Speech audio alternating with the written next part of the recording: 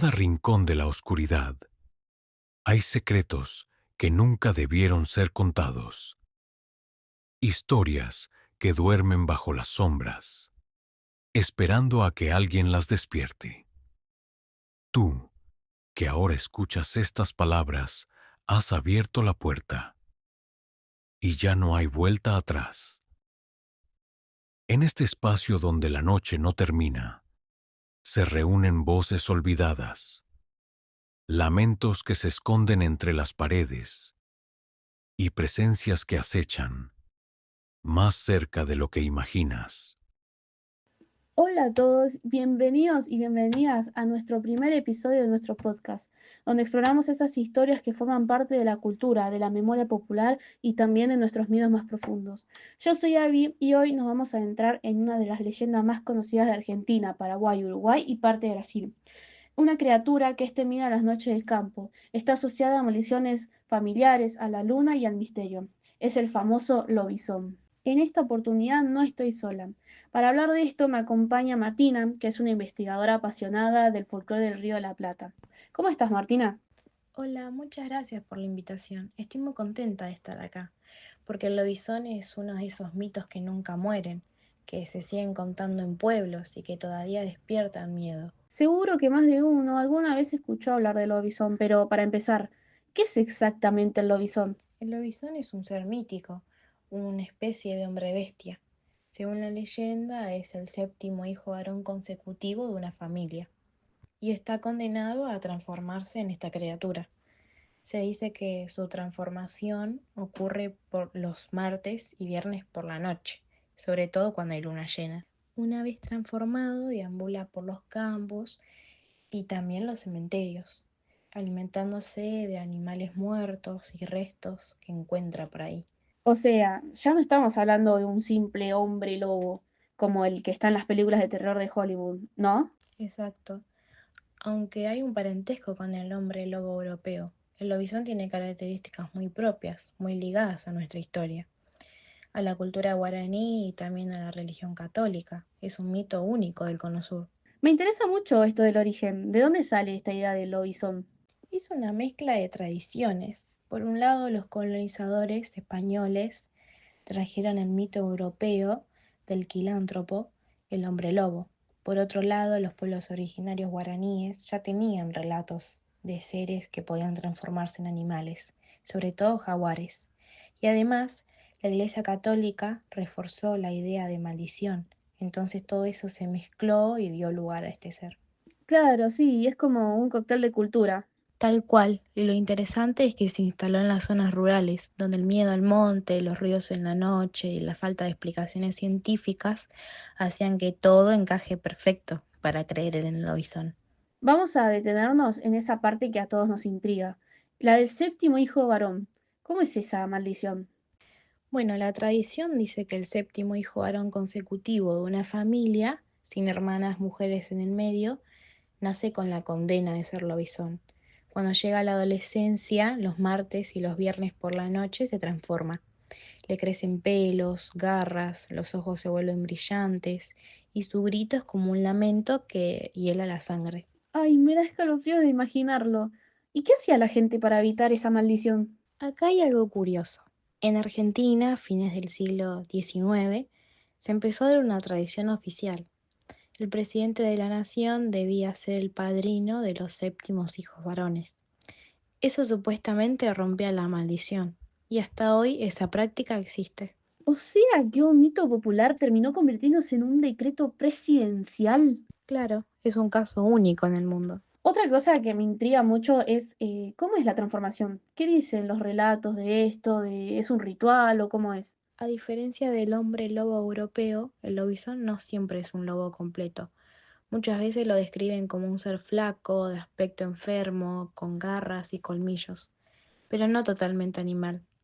Su grito es inconfundible, mezcla de aullido y llanto humano, y cuando no está transformado, suele ser un hombre débil, enfermizo, rechazado por la comunidad. O sea, no es solo un monstruo, o sea, tipo, también simboliza algo social, ¿no? Sí, representa la marginalidad, el miedo a lo distinto. Muchas veces los relatos pintan al lobizón como alguien excluido, discriminado o enfermo. ¿Y existen diferentes versiones del lobizón según la región o son siempre tipo la misma figura, las mismas transformaciones o esas cosas? Sí, en Misiones y Corrientes, por ejemplo, se lo asocia a la cultura guaraní y a los cementerios. En el norte de Entre Ríos y Santa Fe se lo pinta más como un hombre lobo clásico que ataca animales. En Paraguay se lo conoce como Luisón y es uno de los hijos horribles de Tau y Querana, dos figuras míticas guaraníes. Y en Uruguay también aparecen relatos rurales mezclados con historias de brujas y aparecidos. Es impresionante con esto que me estás contando cómo un mismo mito adopta formas distintas según el lugar. Es que justamente eso lo mantiene vivo. Seguro que el lobizón no se quedó solo en los cuentos del fogón, obviamente. ¿Aparece en otros lados, en otros relatos? Claro, están canciones, chamamés, relatos de campo, cuentos populares, incluso en algunas películas y documentales de terror argentinos. Es una figura cultural muy fuerte, aunque menos explotada que el hombre lobo europeo. Recién me mencionaste lo social y quería saber qué representa el lobizón más allá del miedo. Representa varias cosas: el miedo a perder lo humano y convertirse en bestia, la marginalidad. El lobizón es muchas veces un ser rechazado como metáfora de los excluidos. El control social. Estas historias servían para que los jóvenes no anden de noche o para explicar enfermedades hereditarias. Y también la herencia cultural. Une lo indígena, lo europeo y lo criollo. Entonces, el lobizón, o sea, no es solo un monstruo, es un espejo de la sociedad, podríamos decirlo, ¿no? Porque por lo que me vas contando es como que dependiendo las culturas, dependiendo el lugar, la zona, este personaje adopta ciertos rasgos de como esa cultura, por así decirlo. Totalmente. Para cerrar esa comparación que todos pensamos de es lo mismo el hombre lobo, el lobizón, o sea, ¿qué diferencia hay entre el lobizón y el hombre lobo europeo? El hombre lobo europeo suele ser un depredador de personas. El lobizón, en cambio, busca cementerios, carroñas, animales. La transformación del licántropo europeo depende de la luna llena, la del lobizón de días concretos, martes y viernes. Y mientras que el hombre lobo es un mito universal, el lobizón es profundamente regional y cultural. Una duda que yo tengo que también es como muy importante es que, o sea, la gente debe tener rituales para defenderse del lobizón, ¿no? Así como lo tienen, por ejemplo, del pomberito, que si tengo entendido que si vos le acercás, creo que, no sé si era caña de azúcar o sé que era cigarrillos y caramelos, algo de eso, es como que te defendes y a la vez él te defiende. ¿Cómo sería en el caso del lobizón? Sí, algunos hacían la señal de la cruz o rezaban, otros usaban amuletos como ramas de espinillo. También se decía que solo se lo podía matar con balas bendecidas y por supuesto estaba el famoso pradinaxo presidencial. Ah, no, es impactante cómo se mezcla lo religioso con lo político y lo popular. ¿Y en algún momento escuchaste alguna historia real o al menos una anécdota que tenga la gente que jura haber visto el lobizón? Sí, te voy a contar una que me marcó mucho porque, bueno, me la contó una señora de Corrientes cuando estuve investigando hace unos años. Ella vivía en una zona rural cerca del monte en una casa bastante aislada. Su familia era muy creyente y todos conocían la historia del séptimo hijo. Bueno, decía que cuando era chica tenía un vecino llamado Julián. Era el séptimo varón de su familia y la gente del pueblo siempre lo miraba con cierta desconfianza. Era callado, flaco y tenía ojos muy claros, casi amarillos. Los chicos le tenían miedo y los adultos lo trataban con pena, pero también con distancia. Bueno, una noche de verano cuenta la señora que hubo una luna llena impresionante. Todo estaba en silencio y lo único que se escuchaba eran los grillos. Ella tenía unos 12 años y se había levantado a buscar agua al patio.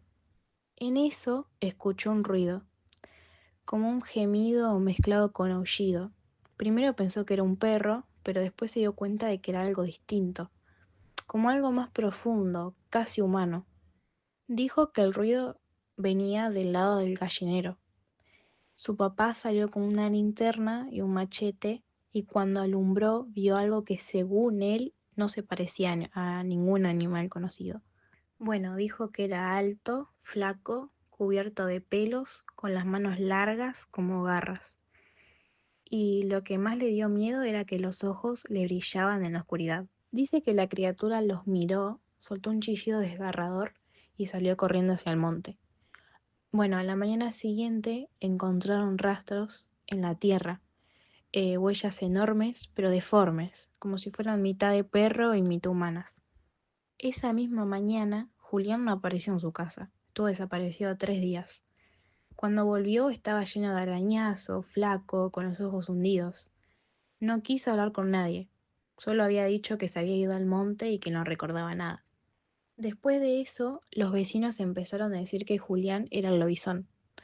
Algunas noches decían que lo escuchaban llorar o gritar, y sus perros se volvían locos aullando sin parar.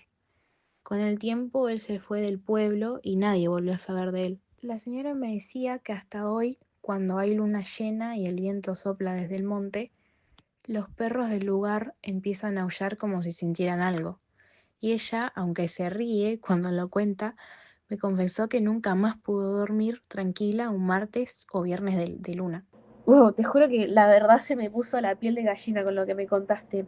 Y lo más impresionante que tiene es que aunque uno quiera buscarle una explicación lógica o darle un significado, estas historias siempre dejan algo que no se puede descartar de todo. O sea, te deja como una duda extra que de alguna manera te carcome la cabeza.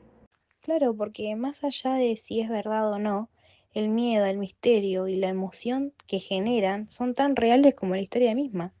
¿Y vos crees que hay alguna explicación más racional para todo esto?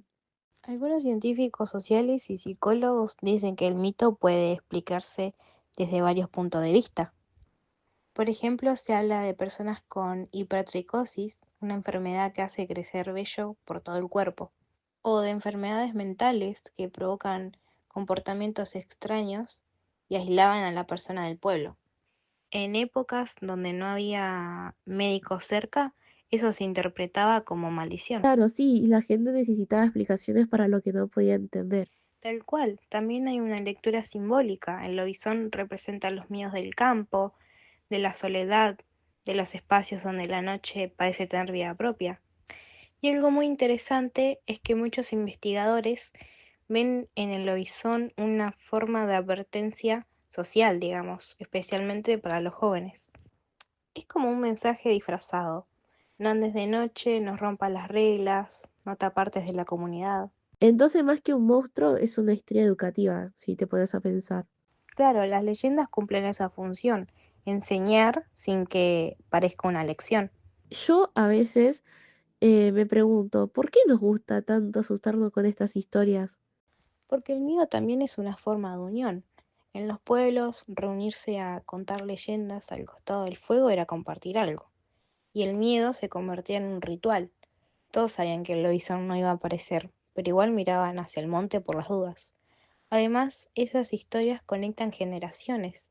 Los abuelos le contaban a los nietos y así se mantenían vivas. Y eso explica por qué, aunque vivamos en una época de ciencia y tecnología, todavía hay algo que nos atrae de lo desconocido, ¿no? Claro, tal vez porque el lobizón en el fondo representa una parte de nosotros mismos, ese lado salvaje, oscuro y libre que todos tenemos escondido. Bueno, chicos, estamos llegando al final del episodio, pero antes quería preguntarte algo importante.